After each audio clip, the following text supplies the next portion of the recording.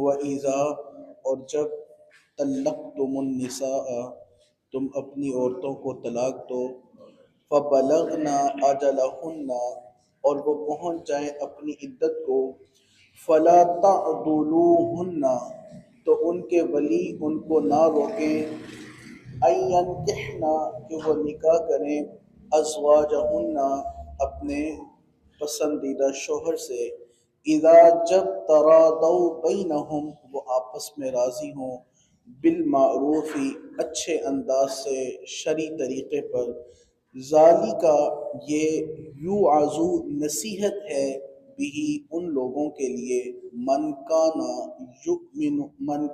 منکم یؤمن باللہ جو ایمان لاتے ہیں تم میں سے اللہ پر، والیوم الآخری اور آخرت کے دن پر، ذالکم یہ تمہارے لیے، ازکا لکم زیادہ ستھرا ہے تمہارے لیے، واطہر اور زیادہ پاکیزہ ہے، واللہ یعلم اور جو اللہ جانتا ہے، وانتم لا تعلمون وہ تم نہیں جانتے۔ عزیزان گرامی قدر، سب سے پہلے اس آیت مبارکہ کے شان نزول کی جانب چلتے ہیں۔ صحابی کا نام ہے حضرت معقل بن یسار رضی اللہ تعالیٰ عنہ۔ ان کی بہن، ان کا نکاح ہوا تھا حضرت عاصم بن عدی رضی اللہ تعالیٰ عنہ سے۔ نکاح کے کچھ عرصہ بعد حضرت عاصم بن عدی نے اپنی بیوی حضرت معقل بن یسار کی بہن کو ایک طلاق دے دی، طلاق رجعی۔ اب عدت گزر گئی، عدت کے درمیان رجوع نہ کیا۔ اب عدت گزر جانے کے بعد اب دوبارہ احساس ہوا، دوبارہ مصالحت ہوئی اور چاہا کہ میں دوبارہ نکاح کر لوں، تجدید نکاح کر لوں۔ اب حضرت معقل بن یسار رضی اللہ تعالی عنہ کی جو بہن تھی وہ بھی اس بات پر رضامند تھی کہ وہ اپنے شوہر کی جانب پلٹ لے، لیکن حضرت معقل بن یسار آڑے آ گئے۔ انہوں نے کہا کہ نہیں، جس نے میری بہن کو پہلے طلاق دی ہے اب میں اس کی جانب دوبارہ نہیں پلٹنے دوں گا۔ یہ حضرت معقل بن یسار رضی اللہ تعالیٰ عنہ جب آڑے آئے کہ میں نکاح نہیں کرنے دوں گا تو یہ آیت مبارکہ نازل ہوئی۔ فرمایا کہ جب تم اپنی بیویوں کو طلاق دو اور وہ اپنی عدت پوری کر لیں، پھر ان کو نہ روکو، ان کے جو ولی ہیں نہ روکو کہ وہ اپنے شوہر کی جانب پلٹے اگر ان کے درمیان جو ہے وہ صلح ہو گئی ہے ایک شرعی طریقے کے مطابق۔ پھر اللہ نے فرمایا ذالک یوعظ بہ من کان منکم یؤمن باللہ والیوم الآخر۔ فرمایا یہ اللہ تمہیں نصیحت فرماتا ہے، وصیت فرماتا ہے ان باتوں کی اگر تم اللہ پر اور آخرت کے دن پر ایمان رکھتے ہو۔ پھر فرمایا ذالکم ازکا لکم واطہر، یہ تمہارے لیے زیادہ ستھرا بھی ہے اور زیادہ پاکیزہ بھی ہے، واللہ یعلم وانتم لا تعلمون اور اللہ وہ جانتا ہے جو تم نہیں جانتے۔ عزیزان گرامی قدر، اس آیت مبارکہ میں پہلی تو بات یہ سمجھ لیجئے، طلاق اگر کوئی صاحب ایک طلاق دے اس کو طلاق رجعی بولتے ہیں، اور عدت کے درمیان رجوع کر لیا جائے تو پھر تو کوئی مسئلہ نہیں ہے۔ رجوع کی دو صورتیں ہیں عدت کے درمیان رجوع کرنے کی، یا تو وہ قولاً بول کر زبان کے ساتھ رجوع کر لے کہ میں تمہارے ساتھ رجوع کرتا ہوں، یا مباشرت کے ذریعے رجوع کر لیا جائے۔ لیکن جب ایک طلاق دینے کے بعد عدت گزر گئی، 3 ماہ پورے ہو گئے، 3 حیض پورے ہو گئے، اب وہ جو ایک طلاق رجعی تھی وہ بائنہ میں منتقل ہو گئی، یعنی اس کی جو بیوی ہے وہ مکمل اس شوہر کے نکاح سے نکل چکی ہے۔ اب اس بیوی کو اختیار ہے، وہ چاہے تو اپنے شوہر کے ساتھ مصالحت اختیار کر لے۔ مصالحت ایسے ہوگی کہ اب دوبارہ تجدید نکاح ہوگا، نیا حق مہر ہوگا، نئے گواہ ہوں گے، ساری صورتحال الگ سے ہوگی، دوبارہ سے نکاح ہوگا، اور دوبارہ نکاح ہونے پر شوہر کے پاس 2 طلاقوں کا حق باقی رہے گا۔ ایک تو یہ صورتحال ہے، دوسری یہ کہ وہ طلاق رجعی طلاق بائنہ میں منتقل ہو گئی، یعنی 3 حیض گزر گئے، اب وہ بالکل اس کا جو اپنے پہلے شوہر کے نکاح سے نکل چکی ہے، اب اگر وہ چاہے تو کسی اور سے بھی نکاح کر سکتی ہے، اس بات کو سمجھنا انتہائی ضروری ہے۔ یعنی ایک طلاق دی، عدت گزر گئی، رجوع نہیں کیا، اب ایک طلاق رجعی جو تھی وہ بائنہ میں منتقل ہو گئی۔ اب اگر پہلے شوہر کی جانب پلٹنا چاہتی ہے تو تجدید نکاح ہوگا، دوبارہ نکاح پڑھا جائے گا، حق مہر نیا ہوگا۔ اگر اس کے ساتھ نہیں رہنا چاہتی تو پھر نیا نکاح بھی کر سکتی ہے۔ اگر نیا نکاح کر لے نئے شوہر سے، پھر وہ فوت ہو جائے یا وہاں سے طلاق ہو جائے، پھر اگر پہلے شوہر کی جانب پلٹنا چاہے دوبارہ نکاح ہوگا اور اس کے پاس 3 طلاقوں کا حق ہوگا شوہر کے پاس۔ اگر تجدید نکاح ہوتا ہے، نئے شوہر سے نکاح نہیں ہوتا، اسی نکاح پر تجدید نکاح ہوتا ہے، تو پھر پہلے شوہر کے پاس 2 طلاقوں کا حق باقی رہ جائے گا۔ یہ مسئلہ سمجھنا انتہائی ضروری تھا۔ یہاں پر جو آیت مبارکہ بیان کی گئی ہے، اس آیت مبارکہ سے 2 باتیں بڑے خوبصورت انداز میں سمجھ آتی ہیں۔ پہلی تو بات یہ سمجھ میں آتی ہے کہ رب اور رب کا رسول چاہتا ہے کہ جو بھی ہو، جتنا بھی ہو، آپس میں مصالحت بنائی جائے، میاں بیوی کے درمیان تعلق کو توڑا نہ جائے، جوڑنے کا سلسلہ ہو۔ جو بات سمجھ میں آتی ہے، اللہ رسول بھی نہیں چاہتا کہ میاں بیوی کے تعلق کو ختم کیا جائے، توڑ دیا جائے، جدا کر دیا جائے۔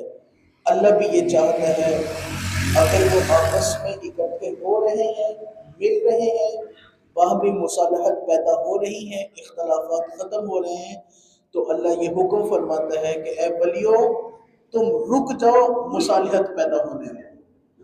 اور جو دوسری بات اس آیت مبارکہ سے سمجھ میں آتی ہے وہ یہ ہے کہ اگر عورتیں اپنے پسند کے شوہر تلاش کریں، اس میں کوئی غیر شرعی عذر نہ ہو، کوئی غیر شرعی معاملہ نہ ہو، پسند رکھتی ہوں کسی معاملے میں، تو شرع اجازت دیتی ہے کہ ولی ان کا نکاح ان کے ساتھ کروا دے۔ یہ بڑے کھلے دل سے یہ بات ہے، بڑے کھلے دل سے یہ پیغام ہے۔ اللہ نے فرمایا کہ نہ روکو، ان کے ولی نہ روکے۔ پھر آگے نصیحت بھی کی، فرمایا کہ یہ تمہیں نصیحت ہے ان لوگوں کو جو اللہ پر اور آخرت کے دن پر ایمان رکھتے ہیں۔ پھر اگلے الفاظ بڑے خوبصورت ہیں، فرمایا ذالکم ازکا لکم واطہر، فرمایا یہ تمہارے لیے ستھرا بھی ہے اور تمہارے لیے پاکیزہ بھی ہے۔ اگر عورت کسی شوہر کو پسند کرتی ہے اور اس میں کوئی غیر شرعی معاملہ نہیں ہے تو ولی حکمت عملی کا مظاہرہ کرتے ہوئے عورت کا نکاح اس کے ساتھ کروا دے تو یہ زیادہ بہتر ہے۔ لیکن اس میں شرع نے، اسلام نے ایک کفو رکھا ہے۔ کفو قربان جاؤں اسلام کی مصلحت پر اور ایک دانش مندانہ سوچ پر کہ اسلام نے رشتوں کے درمیان برابری کا لحاظ رکھا ہے۔ حالانکہ کہیں بھی ایسا سلسلہ نہیں ہے، قوموں اور مذہبوں میں اور ذاتوں میں کوئی تفخر نہیں رکھا گیا، لیکن رشتہ کرتے ہوئے کفو کو رکھا گیا ہے۔ اسلام کہتا ہے کہ جب رشتہ کیا جائے، لڑکی اور لڑکا، ان کے دونوں خاندانوں کو دیکھا جائے، کیا آپس میں برابر ہیں یا ایک خاندان بڑا اور ایک خاندان چھوٹا ہے۔ اگر ایک خاندان بڑا ہو اور ایک خاندان چھوٹا ہو، کوئی تگڑے لوگ ماڑے گھر کی لڑکی کو بیاہ لائیں تو وہ ساری زندگی اس کا جینا حرام کر دیتے ہیں، ساری زندگی اس کو تانے ملتے ہیں۔ اگر کوئی ماڑے گھر کا لڑکا کسی اچھے گھر میں اس کا بیاہ ہو جائے، شادی ہو جائے، تو ساری زندگی اپنی بیوی کے تانے سنتے سنتے گزار دیتا ہے۔ ایک چیز اسلام نے رکھی ہے، کفو، کہ جب نکاح کیا جائے دونوں خاندانوں کے آپس میں برابری ہو، ایک جیسے ہوں، ان کے معاملات، اثر و رسوخ جو ہیں وہ برابر ہوں۔ اگر برابری ہو تو خاندانوں کے معاملات بڑے اچھے طریقے سے گزرتے ہیں۔ اگر اونچ نیچ کا سلسلہ ہو تو پھر ساری زندگی ایک دوسرے کو تانے دینے کو ملتے ہیں، لو جی انہوں نے ساڑھے واسطے کی کیتا تھے، اسی انہوں واسطے کی کیتا۔ تو یہاں پر جو بات ہے اس بات کو سمجھیے، کفو کا معاملہ نہ ہو، کوئی غیر شرعی معاملہ نہ ہو۔ اگر عورت چاہتی ہے، کسی کو متعلق پسند کرتی ہے شرعی اعتبار سے، دینی اعتبار سے، تو اللہ کے حکم کے مطابق فیصلہ یہی ہے کہ ان کے ولی مصلحت اختیار کرتے ہوئے عورتوں کے نکاح وہاں پر کر دے۔ اور جو دوسری بات کہ اگر میاں بیوی آپس میں صلح کر رہے ہیں، معاملہ ٹھیک ہو رہا ہے، تو اگر جان بوجھ کر کوئی اس میں آڑے آ رہا ہے تو پھر کھلے لفظوں میں سن لیجئے وہ اللہ اور اللہ کے رسول کی نافرمانی کر رہا ہے۔ بہت سارے گھر ایسے دیکھے ہیں، معذرت کے ساتھ مجھے کہہ لینے دیجئے، یہ دکھ یہ درد کی بات بول لینے دیجئے، جب ہم اٹے وٹے کی شادی کرتے ہیں، اٹے وٹے کی جب شادی ہوتی ہے تو پھر بڑے گھر دیکھے ہیں اجڑتے ہوئے کہ دو میاں بیوی خوشحال زندگی گزار رہے ہوتے ہیں، مجبور کیا جاتا ہے، والدین اس بات پر مجبور کرتے ہیں بیٹے کو کہ تیری بہن کو فلاں نے طلاق دے دی ہے تو بھی طلاق دے۔